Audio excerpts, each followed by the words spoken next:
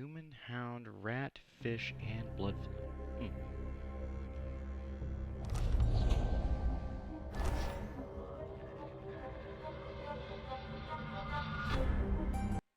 I wonder where this will put me.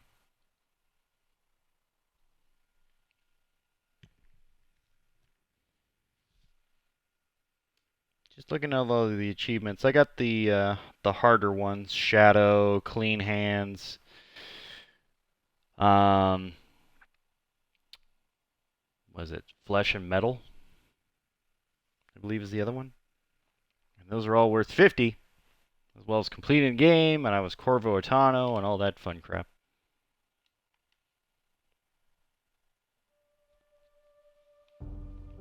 After facing a powerful supernatural enemy. Yeah. There we go. So I can basically quit that one. For whatever reason, the save got corrupted for that one, but that's okay. I'm not worried about that. Acrobat, rogue.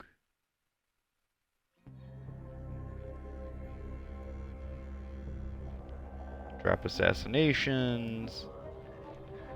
Finish the game with Emily Caldwin, which I don't think actually changes much of the story anyway.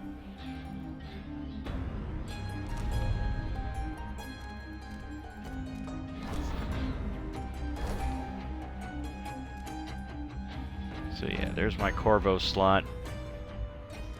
So we'll get into details about that, I guess. This is just gonna be sort of an intro. I'll just throw this in as, yeah, this was a tutorial, you know. Since I was trying to record this during the weekend, but for whatever reason it didn't work out. So this is gonna be an odd one, because I beat the game, so I know pretty much what I have to do for any one section. And I did it without killing anybody, full shadow, everything else, all that fun crap. So I can spend my time working with Emily this time rather than Corvo. And I'm going to give her the abilities this time and all that fun crap, and I'll explain a little bit later. But yeah, I would never do a no powers full stealth run of this game again. Because my fucking god, it took me so many hours. I'm talking resets and resets and resets, and the puzzles, they're good, but my fucking god, when you've got enemies to deal with too while you're doing the puzzles, it's like, ugh, fucking A, dude. But I will do another playthrough of this. It will be with Emily. It will be fun to watch. There won't be any resets, so it should be a lot quicker. At least I hope it will be. If it's not, I'm really going to be upset. But that's okay. So, let's get the tutorial over with just so we get it out of the way and it doesn't disrupt what I'm going to do probably starting tomorrow. Well, that depends. It might be tomorrow because, you know, there's anime and shows I want to watch and all that fun sort of crap. So, if not now, it'll be over the weekend. And over the holiday. So there's that too. I remember training with my father in the years after the rat plague. Someday, he said, our enemies will come for you. So, fun item. We're Emily right now. Meet up with your father. Well, who's my father? The smells of Dunwall never change much. This is my city. What training regimen does Father have in store for me today? This shouldn't be too difficult to figure out. All right, Majesty. Let's see what you can do.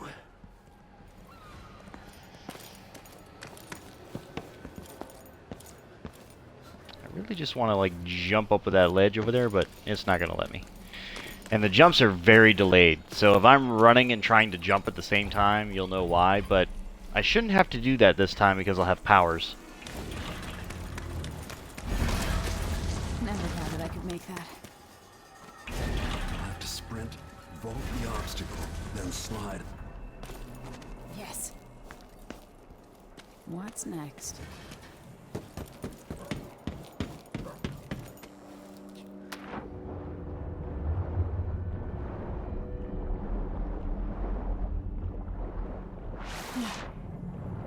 It says A to raise, like get your head above water, but it is super slow. A is not your best friend there.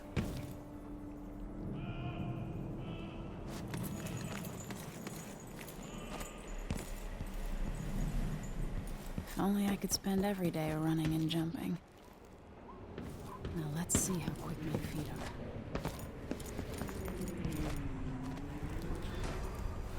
You've learned well. Let's see how quiet you are, young lady. Stealth training. Woo! I want you to sneak up on me, if you can.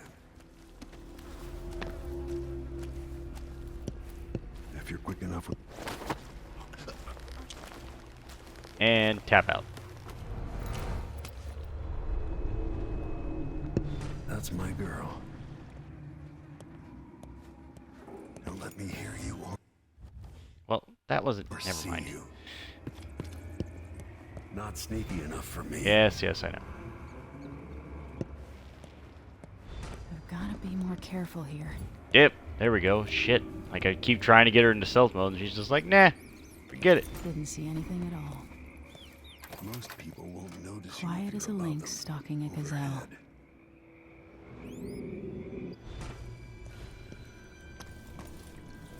Or the shooting range. Remember, a pistol will wake up everyone in the building. Your crossbow is quiet.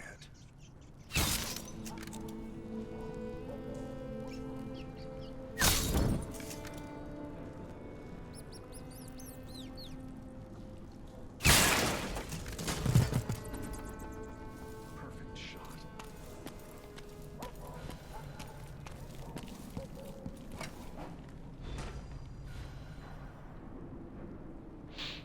Welcome Time back for to some Link's more crossbow weapons training. and combat training.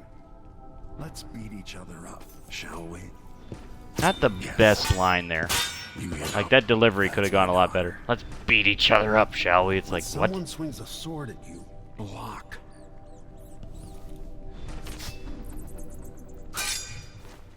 Good. Blocking, Well done. blocking. Very good. You've got a natural instinct for fighting. If you time your block right, you'll throw an enemy off balance. Block with your blade. Come on. You're quick.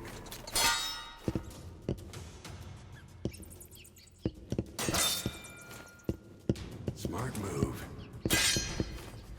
There we go. Can't stop even the most black-hearted killer. You can choke an enemy out, even in combat.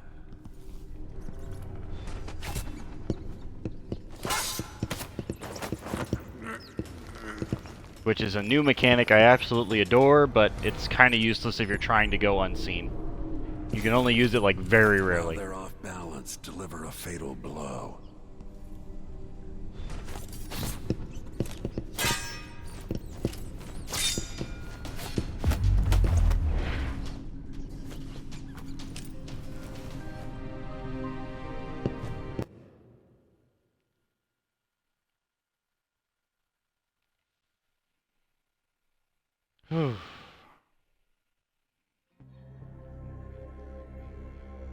So, that was training.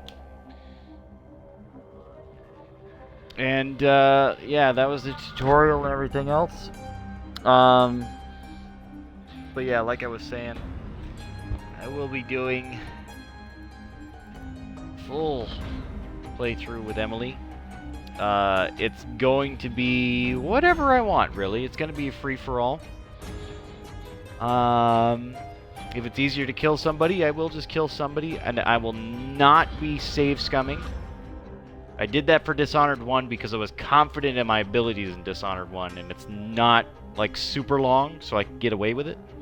I did it in, like, 7 parts, if you remember. But for this game, I don't have that much wiggle room, because there was a lot of invested hours, and a lot of times where it was just like, I was spending 3 hours, and I moved 20 feet.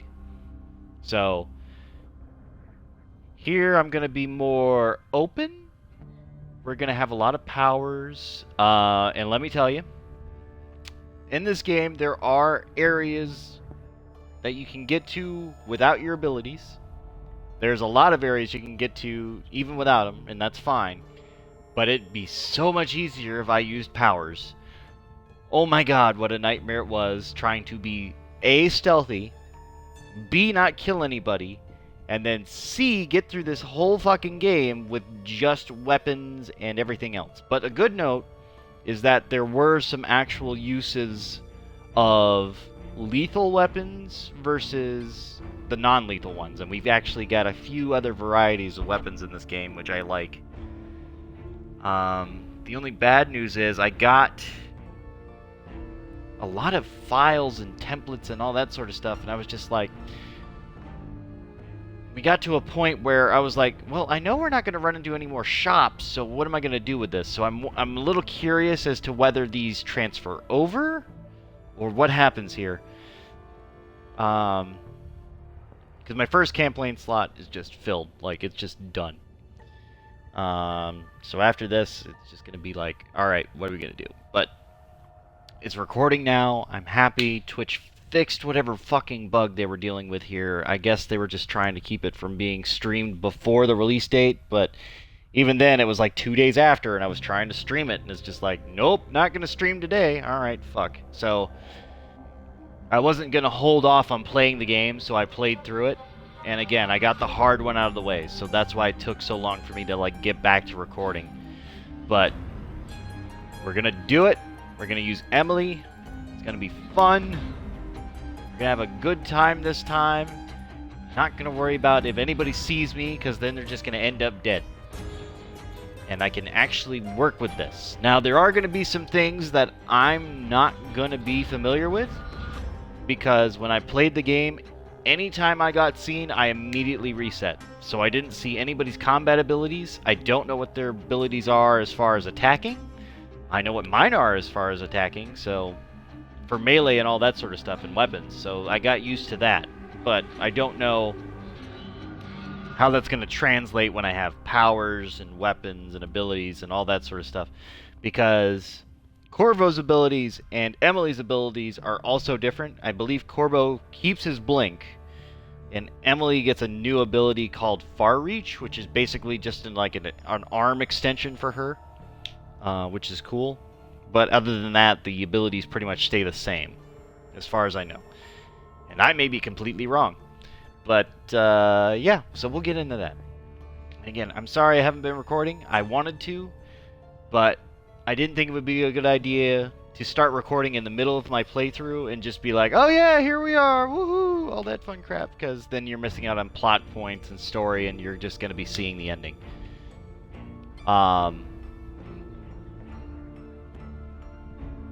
But yeah, depending on how this goes, I may ask the audience whether they want low chaos or high chaos, because it doesn't matter if I get seen. What matters is if I kill people. So if I kill people, that'll be a problem. I'm going to try not to kill anybody. But when I have abilities, that may change a lot of things, and if I'm going to go completely the opposite direction of what I did this time, then yeah, I'm going Renegade versus Paragon. And Renegade is going to fucking just, oof, I don't even know. Like, murder, we're going to have gang fights, all that sort of stuff. So that might be cool, but I'll let you know. Again, I've been rambling. Sorry, you've just been staring at a title screen. We will get into this, I promise. Just for right now, letting you know I got the hard ones out of the way. And if you don't believe me, you can just look it up on my Xbox Live. You'll see my gamer score. It's got it all on there, and it's not fake. Let me just run down the list of what I did get today. So, in good conscience, let's see, what's this one? Completed game in low chaos. Yes, I did. The greatest gift, saved your last known family member. Okay. Shadow, finished the game without being spotted for 50 gamer score. Good conscience was also 50 gamer score. Flesh and Steel, completed the game without supernatural powers, so I did that. Royal Protector, which is just beat the game with Corvo Atano. So obviously beating the game with Emily would get me another achievement worth 50 gamer score. I don't know why it's worth 50, but fine. Clean Hands, which 1% of gamers have unlocked this. Complete the game without killing anyone. And let me tell you, fucking game. I'll just go through a quick rundown of what I had to go through here. So, there are scenarios where I can manipulate other things to kill other things. And there were some times, because of the way I had to do it, that it would still count it as a kill for me. Because if I'm involved, then it counts as a kill. But what would happen is I'd set up something, it'd be alone in a room. Somebody else would walk into the room even though I hadn't touched it. They'd get into a fight and it would count as a kill for me because I witnessed it. But then what I would do is I'd hold off for like 5 minutes. I'd like sit in a room, not take a look at it. I'd check my stats just to make sure the kill didn't register, which is a nice feature in this game. Fucking the stats feature. It lets me know if I fucked up really early, because in the original Dishonored you didn't know. You got to the end and you hope to God that you didn't fuck it up. But this one, it just tells you. It's just like, alright, you got a kill on your record now. You've got a witness on your record now. And it's like, fuck. And then you could reset to the last checkpoint. So that's a nice feature. I like it. It's brilliant. Especially for a stealth run. I can't imagine trying to do this without that feature now. Because fucking A, dude. But, yeah, there's a lot of enemy types this time. There's a lot of new stuff. You're gonna enjoy it. There's a lot of interesting, safe puzzles and all that sort of stuff, which, if you didn't know, it would be completely unfair to anybody who's just completely new to gaming or anything like that. But if you've played Dishonored 1, which I guess this game was kind of ready for because they gave you Dishonored Definitive Edition, there's basically some things you can use that if you have knowledge of the first game, you have knowledge of this game. And that's sort of a draw and a drawback. Because, woo, man, trouble. Anywho. So, from here, I do love the game, don't get me wrong. It's a great game. I didn't get to kill anybody though, so that was one of those things where it's like, I really wish I could just eliminate this room and get past it. Because with Blink, when you had powers, like in Dishonored 1, even if you were going for the no powers run, you still had Blink. If you had Blink, it still counted as an ability for you, and you could transverse the room, and you could get to ledges and all that sort of stuff. No powers mode, you have none of that. You have to rely on your jumping, you have to rely on your athleticism, and you have to rely on the fact that nobody's fucking paying attention when you walk by. And let me tell you, when you're crossing a doorway, and there's 5 guys that look in any one direction at any one time, and you're trying to sneak by and you have nothing to help you, fuck. Just fuck. And I'll point out some like distressing areas for me, at least as far as that's concerned. But if I'm playing as Emily and we're going low chaos, I don't care about being seen anymore. Being seen does not get me anything anymore unless I'm doing certain achievements, which right now I'm not. So fine. But yeah. So with that in mind, fuck. Just, fuck. So, anywho, I will see you all next time. I know this is just a short little video of me explaining what went on here, so it wasn't like I wanted to not play Dishonored 2 for you. And it's not like I didn't want you to witness my triumph here, because I did actually get those achievements. I went through the game. It was great. But at the same time, I didn't want to let the game just sit and me have no knowledge of it when I could finally stream it. So I did play it. I did play through it. I got all the way through. Now, I did hold off on playing as Emily. I played as Corvo. So nothing new as far as that concerned changed, but we'll get into that. I will discuss that later. I appreciate it. Thank you for watching. I know this was short, and I know this is just like a little quick video and all that fun crap, but get ready for Emily's run, alright? See you all next time. Bye-bye.